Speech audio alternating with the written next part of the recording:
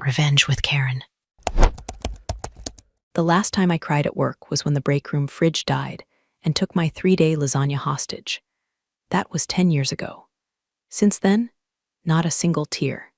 Not when the founder's dog puked on my spreadsheets during an investor visit. Not when my team got blamed for a budgeting error caused by the founder's cousin's pet intern who thought Excel formulas were vibe killers. Definitely not when our payroll system glitched in 19 and accidentally direct deposited 12 grand into a long-gone intern's bank account. I just rolled up my sleeves, poured burnt coffee into my world's okayest manager mug, and fixed it.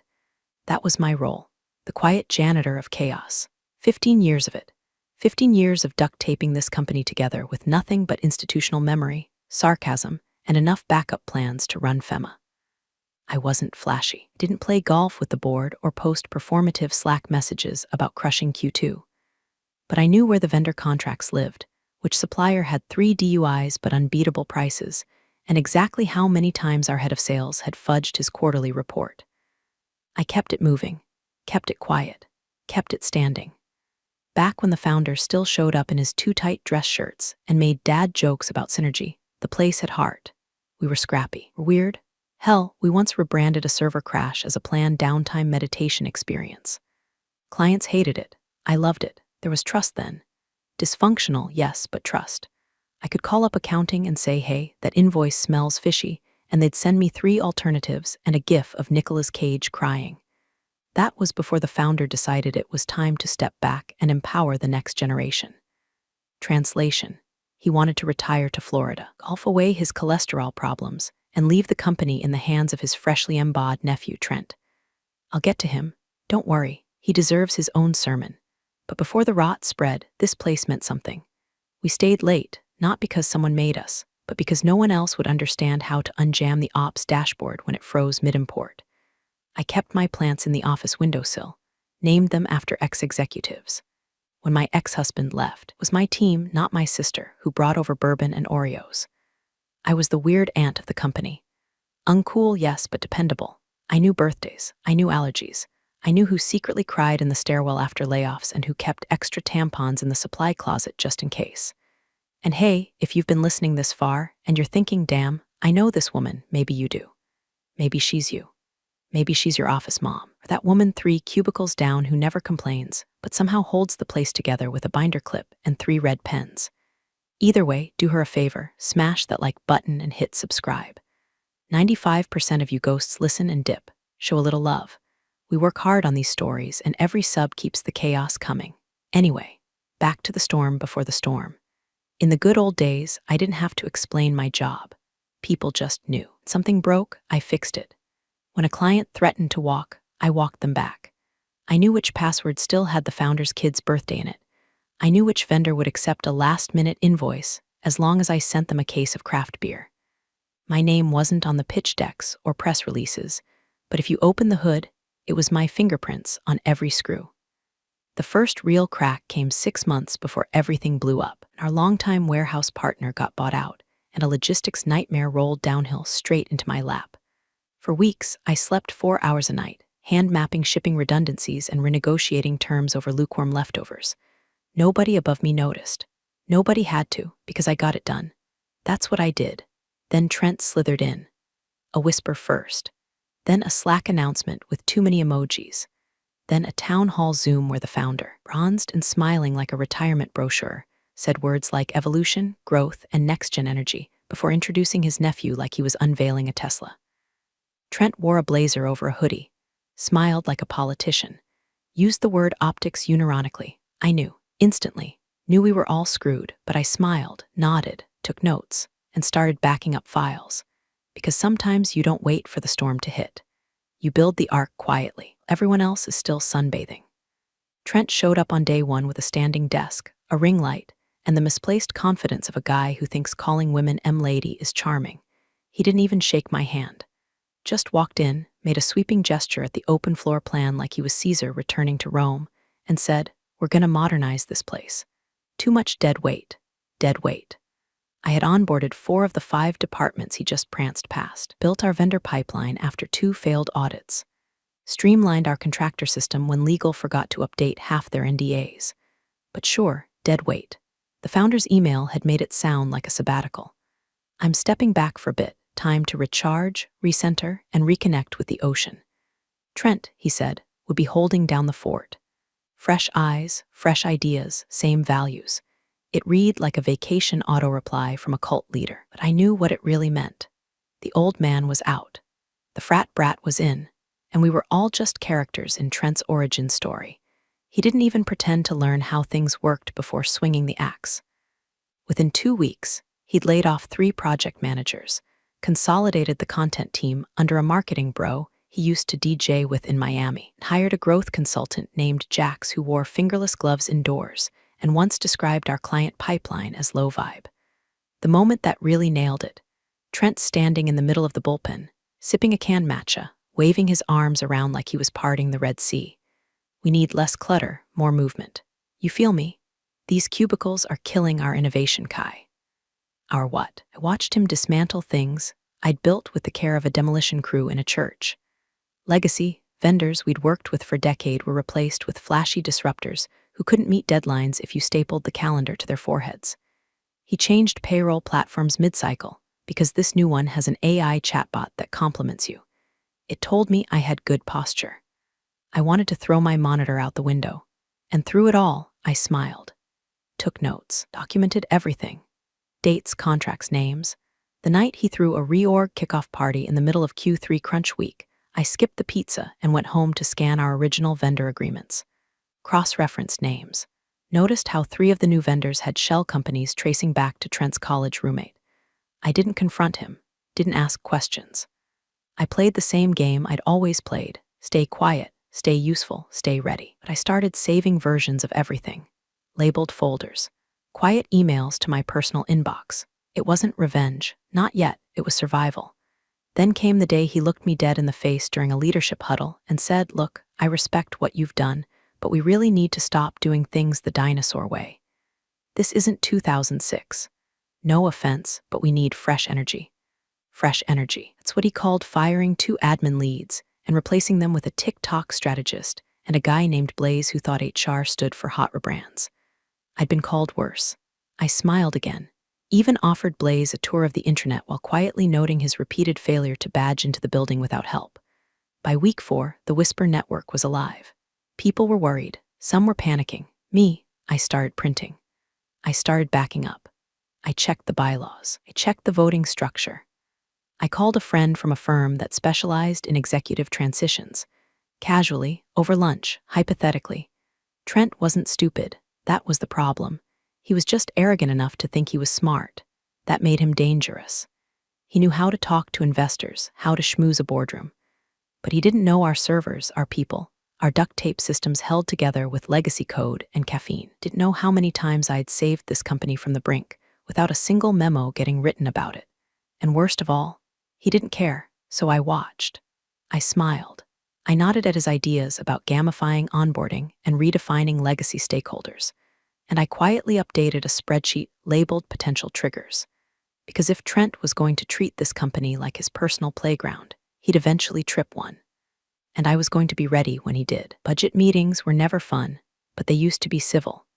We'd sit in the glass box conference room with too much natural light, sip burnt coffee from the Keurig that hadn't been cleaned since the Obama administration, and hash out numbers like adults. Someone would complain about software license costs. Someone else would forget what QTD meant, and I'd quietly solve the puzzle in the background, like usual. But this one was a circus. Trent had called it a strategy sync, which is what he called all meetings that should have been emails. He'd brought in half the junior staff to observe and learn, which really meant watch me perform dominance theater on the people who actually know things.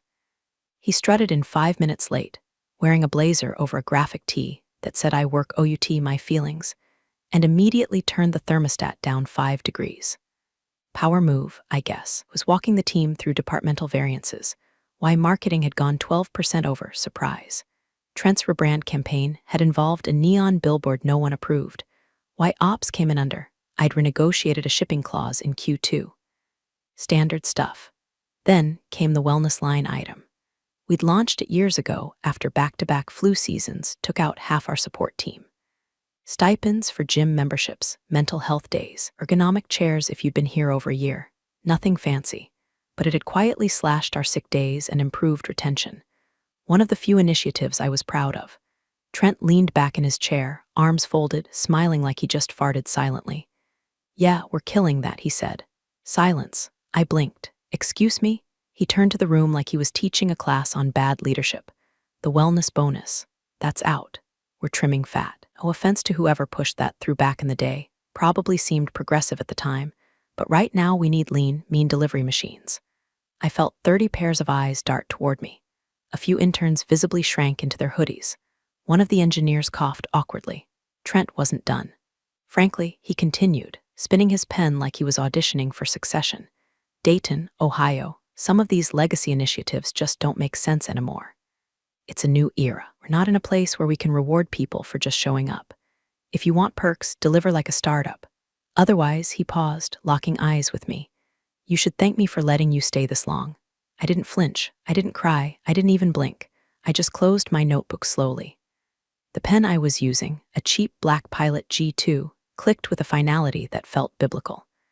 I glanced at the junior staff, most of whom now looked like they wanted to disappear into the floor tiles.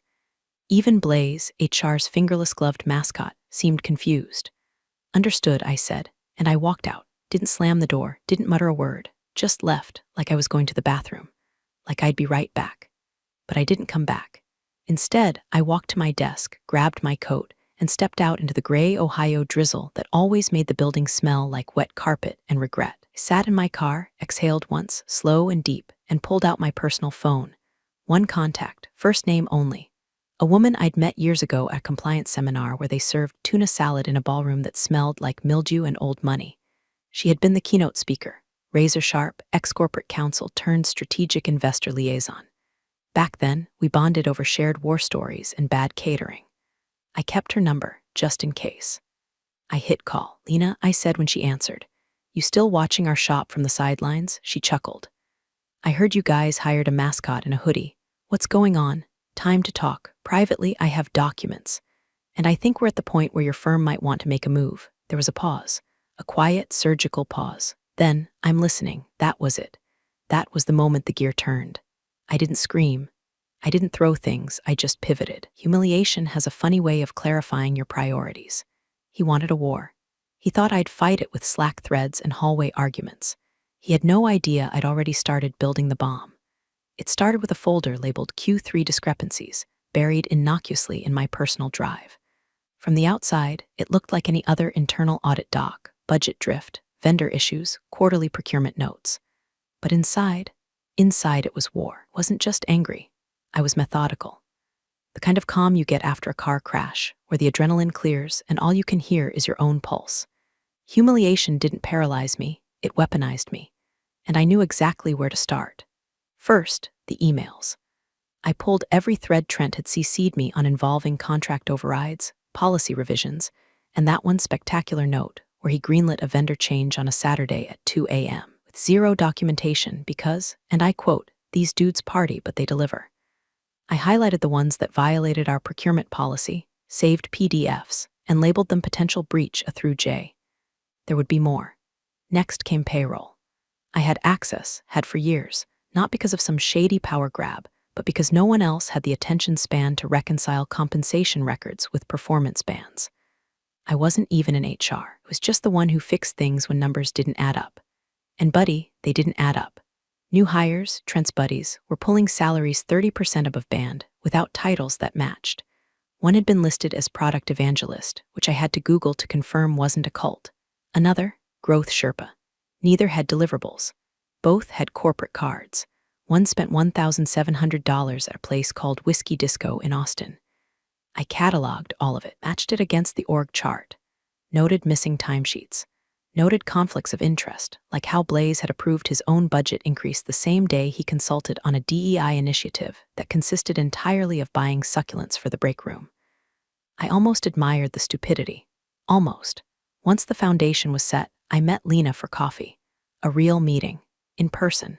Not over Slack, not over a burner Zoom. She showed up in a gray wool coat, sunglasses tucked into her neckline, and a folder already in her hand. "You came prepared," I said. I knew you wouldn't call unless it was real, she replied. We sat at a corner table in a diner that smelled like bacon grease and broken dreams.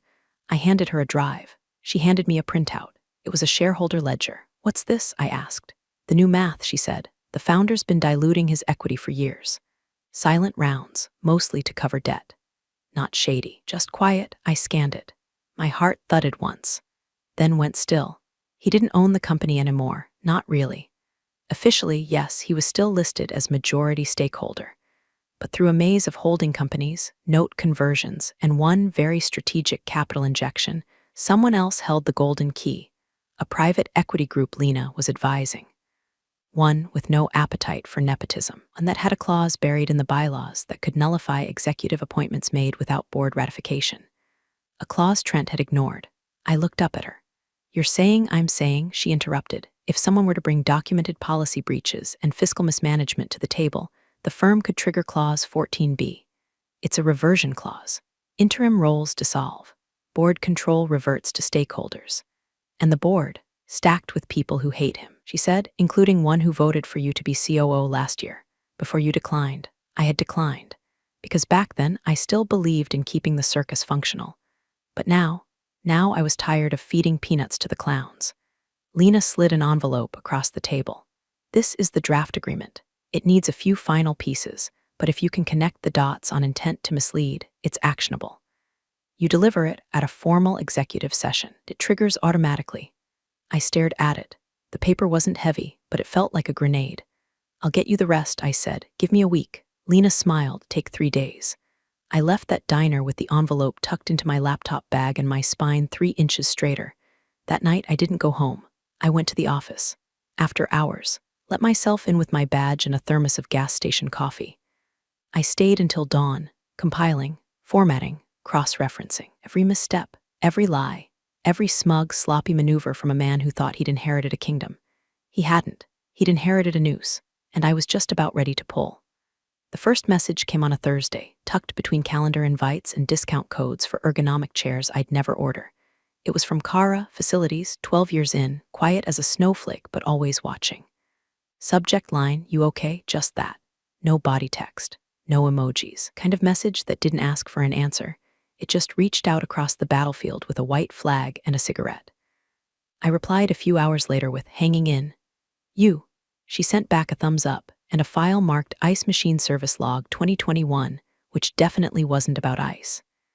Inside was a screenshot of a Slack message, forwarded by someone else, then screenshotted again. Classic Whisper Network protocol. Showed Trent messaging a group titled Ops Refresh, asking if it was too aggressive to restructure leadership without a legacy figure like her muddying the optics. Her, not my name, not my title, just her. The goal was clear, phase me out by the end of the quarter. Blame it on evolution. Maybe dangle a consultant role like a stale carrot. Clean slate, bro style. I didn't rage. I didn't march into his office and start swinging an HR handbook. I just sat back in my chair and pulled up the digital bylaws. The real ones, not the sanitized PDF Trent, had probably skimmed between protein shakes. Clause 14B. It was there, just like Lena said. Legalese as dry as sawdust, but the intent was unmistakable. Any interim appointment made without full board ratification could be deemed invalid if challenged by a stakeholder holding over 15% equity. If evidence of fiduciary misconduct was present, the clause could trigger a full reversion vote with only a 2-member quorum. I double-checked our org chart, 3 board members, one of whom hadn't shown up in person in 2 years. The other, a man named Stuart Lang. Stuart was the founder's former college roommate, his original seed investor, and the only reason our health insurance didn't come from a cereal box.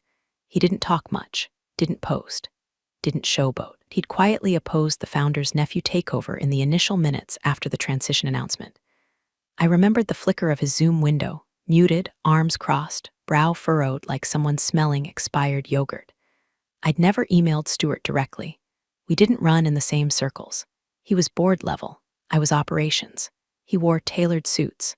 I wore sneakers with orthotics. But this was the moment. I opened a blank draft. Subject Clause 14B Company Governance. I kept it short. 4 bullet points, each one hyperlinked to a secure drive folder. I didn't editorialize. I didn't beg. I simply stated the facts.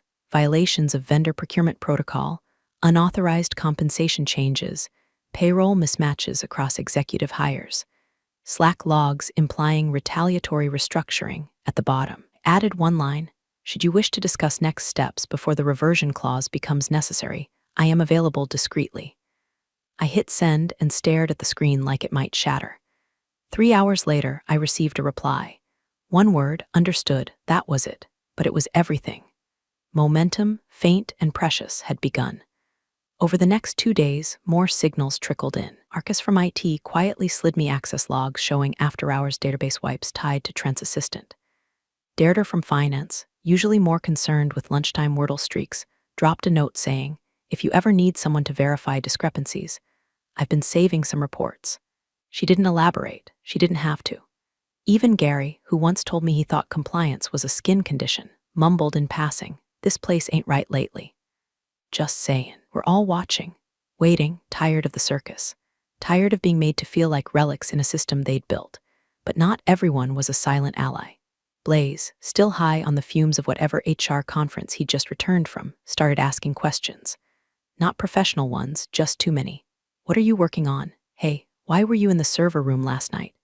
Trent said you might be taking time off, true? He smiled too much when he asked. Or cologne thick enough to be used as paint stripper. I smiled back. Just prepping end-of-quarter reports, making sure we're audit-ready. Nice, he said. Love that. So proactive. I wanted to staple his lanyard to the wall. Still, I played the part. Nodded, deferred, smiled with my molars. But the list of names in my mental safe to loop in column grew. Slowly, carefully. And so did the folder. I renamed it. From Q3 discrepancies to Activation Package 14B. Momentum wasn't loud. It didn't announce itself. It whispered. And I'd learned how to listen. The CFO's name was Alan, but everyone called him Spreadsheet Jesus because he could resurrect a budget with 3 formulas and a dead look in his eyes. He didn't speak unless necessary, blinked like a man calculating interest in real time. Once spent an entire holiday party in the corner reading Sarbanes-Oxley on his Kindle. He'd never picked a side in his life. He lived in the Switzerland of middle management. So when Alan asked to sync briefly on discretionary spending, my pulse spiked half a beat. It wasn't casual. Alan didn't sync. He issued calendar invites with 3-digit meeting codes and no agenda lines. When I opened his invite, I saw it. 4:00 p.m. Conference room 6C, private. I walked in with a manila folder and my best poker face. He was already seated, tablet in front of him, columns glowing. Something odd came up in the Q3 audit trail, he said, not looking up.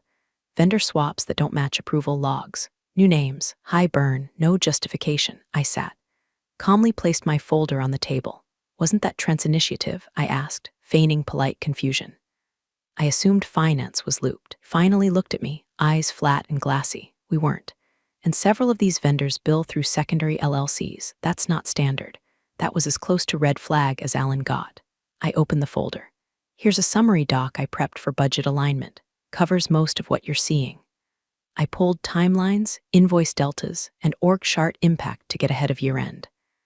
Alan took it without a word, flipped through the pages, slowed at the appendices where I'd included screenshots of Slack authorizations, backdated invoices, and an anonymized whistleblower memo about procurement conflicts. None of it screamed this is a coup, but every page was a seed. Why wasn't this escalated? He asked. I figured it would surface organically, I replied, and I didn't want to jump the chain of command without internal confirmation. He looked at me for a long second, the kind of silence that makes skin itch. See, he said, nothing else.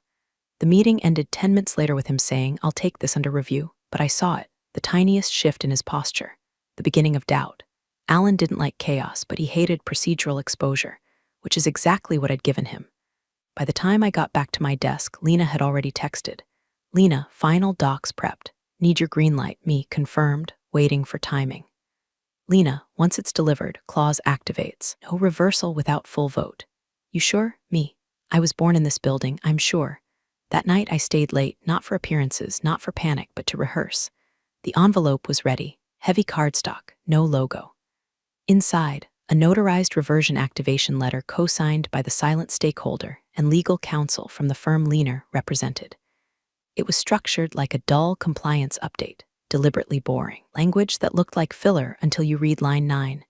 Interim executive appointments issued post-dilution, absent board ratification, are hereby deemed null per Clause 14b, effective immediately upon delivery of this notice. It didn't ask for permission.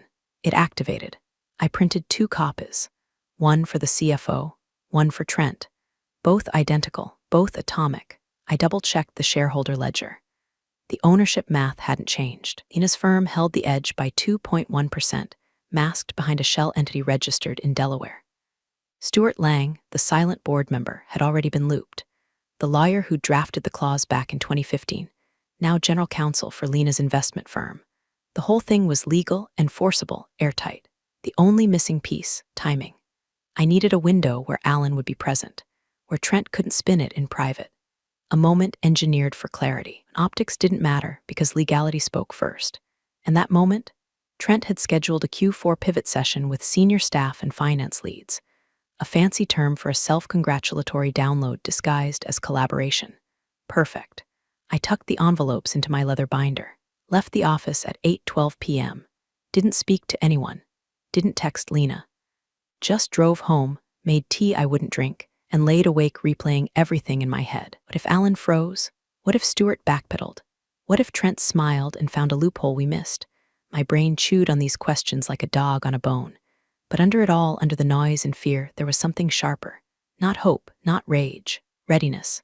This wasn't sabotage, it was correction. And tomorrow morning, the House of Cards was going to meet gravity.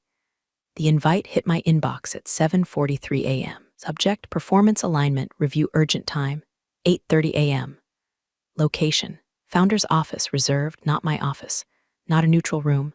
The founder's office, the mahogany-paneled museum piece no one used since he left for Florida and forgot to come back. They wanted a stage. I gave them the performance. I wore black, blazer, no accessories, no lipstick. The kind of look that says, I came to read your obituary, not to write it. Leather binder in my hand felt heavier than usual. Inside, the envelope printed on thick stock, corners sharp enough to draw blood. No fanfare, just words, words with teeth. When I walked in, Trent was already there, seated behind the desk like he owned it. Alan stood to the side, tablet under one arm, lips pressed so tight they looked medically sealed. The blinds were open. A sunny morning outside. Inside, all knives and shadows. Thanks for coming, Trent said, acing his fingers like he was about to bless the room. We wanted to touch base on a few concerns. I sat. He launched right in. No slides, no documents, just posture and smugness. I've been getting feedback from leadership, he said, drawing out the word like he invented it. Concerns about alignment, about tone, about whether your legacy perspective is still in sync with our evolving culture. I said nothing. I mean, don't get me wrong, he added, smirking. We've done some solid stuff over the years, but we're shifting, scaling, modernizing, and some folks feel like maybe your approach isn't exactly agile. Alan didn't look up. Trent leaned forward, elbows on the desk. Like, I respect the whole boots-on-the-ground thing you've got going. I do. But at a certain point, we need visionaries, not hall monitors. Still, I said nothing. Trent tapped a pen against the desk like a judge ready to sentence. We're offering you a soft landing. Consultant track, reduced hours, same pay for transition period. Then we revisit in Q1. Friendly, mutually beneficial. I could feel the blood rising in my ears, a slow thrum like distant thunder. But my face, marble. Alan cleared his throat. If I may, he said, turning his tablet to show a scan page, I came across something last night. In the 2015 policy binder. Section 4, Clause 14b. Trent's brow furrowed. What's that? Alan looked at me, just once, then back to his screen. It outlines requirements for interim executive appointments post-equity dilution. Specifically, it mentions that any such appointment, if made without full board ratification, can be deemed invalid and subject to immediate reversion. A beat of silence. Trent laughed. One of those fake, breathy chuckles that never makes it to the eyes. Okay, Alan. Cool little trivia fact. That clause was probably never activated. I reached into my binder. Slowly, deliberately. Do you have anything to say? Trent asked, leaning back like he'd already won. Or are we good to proceed with the consultant offer? I slid the envelope across the desk. No flourish, no speech. Just the sound of paper on wood. Alan picked it up. Opened it. Trent watched his face shift, smirk slipping, skin draining, posture crumbling one vertebra at a time. Alan cleared his throat again, this time slower. This is, signed, notarized, Stuart Lang co-signatory, effective today. Trent blinked. Stuart signed this, Alan nodded. Trent turned to me, voice cracking around the edges. What the hell is this? I didn't answer. I didn't need to. The silence answered for me, 15 years worth of it, wrapped in audits and policies and buried contracts Trent never thought anyone read. His eyes darted to Alan, then the letter. Back to me? You're bluffing, he said. This is nothing. This is, Alan cut him off. It's binding. Trent's mouth opened, then closed. He stood again. This isn't how things are done, he snapped. This isn't fair. You went behind my back. You undermined my authority. I finally spoke. You never had any. And with that, I stood, collected my binder, and walked toward the door. Behind me, Trent stammered something unintelligible. Alan didn't respond. I didn't look back. Alan held the document like it might bite him. His eyes flicked across the first page, then the second, then paused halfway down the third, right where Lena's firm's name appeared in block serif above a line of signatures. His lips parted, but nothing came out at first. Then finally, who signed off on this? Trent leaned forward like a vulture smelling rot. Yeah, let's hear it. Who the hell thinks they can just, Stuart Lang, Alan interrupted, voice flat, and Barrack Capital. Room went dead quiet. Trent's mouth opened, then snapped shut like a puppet on broken strings. He reached for the document, but Alan pulled it back, not hostile, just precise. He read the rest in silence, expression hollowing out with each paragraph. Clause 14b wasn't just theoretical. It was implemented, signed, notarized. The shareholder math was airtight. Trent's title, power, even his office, nullified as of that morning. No board vote required. No appeal window. The clause operated like a guillotine, clean, fast, irreversible. Alan slowly turned to Trent. This says your appointment was never valid. Trent stood so fast his chair clattered to the floor. That's a goddamn ambush. This is illegal. You can't just, Alan, tell her. Tell her this won't stand. Alan didn't answer. He was already pulling his phone from his pocket. We need legal, now, he said. Then, looking at me, this activates immediately. I nodded. Left the room, not in a rush, not in chaos, but with the slow, heavy steps of a man who realizes the floor has just dropped out from under his career. Trent pointed at me, hand trembling just enough to betray the panic now bubbling through his rehearsed bravado. You think this fixes anything? You've just tanked your own future. This is treason. I raised one eyebrow. We're a tech firm, Trent, not a monarchy. His eyes darted, feral, confused. Think they'll keep you on after this? I smiled, not a grin, not triumphant. Just calm. I didn't do this to stay. I did this to end it. Outside the door, I could hear Alan's voice rising slightly, urgent but measured, the kind of tone reserved for lawsuits and pre-crisis press releases. Words like binding instrument and shareholder override filtered through the heavy wood like a slow wave rolling toward shore. Trent dropped into the chair I'd just vacated, staring at nothing, breathing through his nose like a bull that just realized the matador brought a rifle. I stepped into the hallway. People were already looking up from their screens, some curious, some confused, but a few, just a few, already knew. Deirdre caught my eye from the finance pod and gave the slightest nod. Marcus from IT turned back to his screen, smiling like someone who just watched the villain trip on his own shoelace. By the elevator, I paused. Behind me, the panic had begun. Alan barking into the phone. Blaze's voice cracking as he asked if reassignments would be communicated via memo. Somewhere, someone dropped a coffee mug, and Trent, now irrelevant, shouted something about lawyers, lawsuits, legacies. None of it mattered. The machine had already turned. The clause didn't ask for permission. It executed. And for the first time in months, I could breathe. I didn't savor it, didn't linger.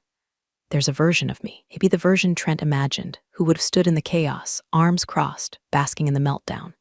That's not who showed up today. I'd already said what needed saying, and most of it was written in contracts anyway.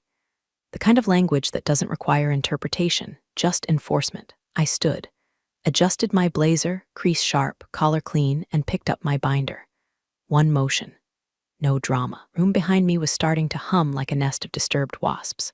Phones ringing, Slack notifications dinging like heart monitors, muffled voices rising from the bullpen as news began to ooze through the seams. Alan was still on the phone, reading out a section of the clause word for word to someone in legal. His tone had shifted fully into crisis containment. No more neutrality, just procedure now. Trent was still in the chair, slouched, mouth open. A man learning, real time, that his parachute was a paper napkin. I walked past him. Wait, he started, voice pinched and desperate. You can't just walk out like Alan without even looking up. Cut in, don't, just don't. That was the last thing I heard him say. I didn't slow down. Past the meeting room. Past the corner office they'd once considered giving me, until Trent decided it had more brand energy as a meditation space. Past the kitchen where someone had left a sad plate of bagels no one touched.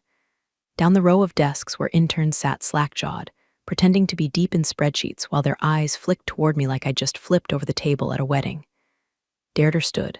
Not a salute, not a cheer, just stood, quietly, respectfully, like a witness. A second later, Marcus from IT gave a small, two-finger tap on his desk. Subtle, kind of gesture you only notice if you know what it means. And then there was Kara from Facilities, standing in the hallway with a mop and a look in her eye that said, "I knew you'd do it." She didn't speak. She just nodded once, then turned back toward her cart. I didn't wave, didn't break stride. I didn't owe anyone a farewell tour. This wasn't a movie. It was an exit, a clean one. At the security gate, the guard, Ted, I think, retiree who always called me ma'am even when I asked him not to, buzzed me out without comment. He met my eye through the glass and gave a little chin raise. Outside, the sun was still pretending it was spring, even though the wind had teeth. The building behind me loomed, tall and glassy and full of rot, but I wasn't in it anymore. I walked to my car, sat behind the wheel, and for the first time in months, I exhaled, not the shallow breath you take when things are tense. A full one, deep, grounded, final. The kind you take when the thing chasing you is finally behind you. My phone buzzed, one message, "Lena, clean execution. Stakeholders are aligned, congrats." I didn't reply, instead I started the car, rolled down the window, let the cold air slap my face. Back inside that building, they'd be rewriting org charts, issuing memos, spinning Trent's disappearance into a strategic transition. Someone would pretend he got a better opportunity. Maybe they'd even thank him in a LinkedIn post. None of it mattered. He was out. I didn't take his place. I took his power away, and that was enough. Appreciate you sticking around, you wise old rebels. Smash that subscribe button, or this fossil might just cause another epic fiasco.